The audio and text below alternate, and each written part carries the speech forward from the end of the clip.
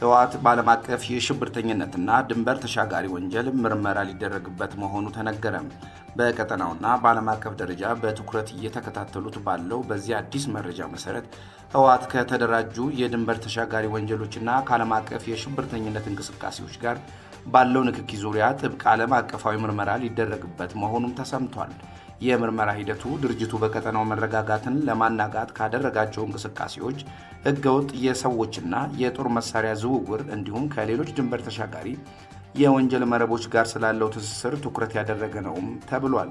የምርመራውም መጀመር በቀጠናው አስተማማኝ ሰላምና ደህንነትን ለማስፈን እንዲሁም ተጠያቂነትን ለማረጋገጥ ትልቅ እርምጃ መሆኑም እየተገለጸ ይገኛል።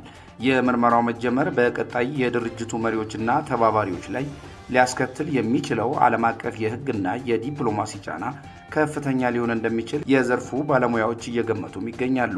ይህ ምርመራ በቀጠናው ሰላምና መረጋጋትን ለማምጣት ሊያመጣው የሚችለው ተጽዕኖ ከፍ ሊል እንደሚችልም ይገመታል። ሆኖም ግን የዓለም አቀፍ የህግ ባለሙያዎች እንደሚሉት ከሆነ ይህ ምርመራ በይፋ መጀመሩ በድርጅቱ መሪዎች ላይ ዓለም አቀፍ የእንቅስቃሴ እገዳና የንብረት እገዳዎችን ጨምሮ በርካታ የዲፕሎማሲና የህግ ማዕቀቦችን ሊያስከትል ይችላልም ተብሏል።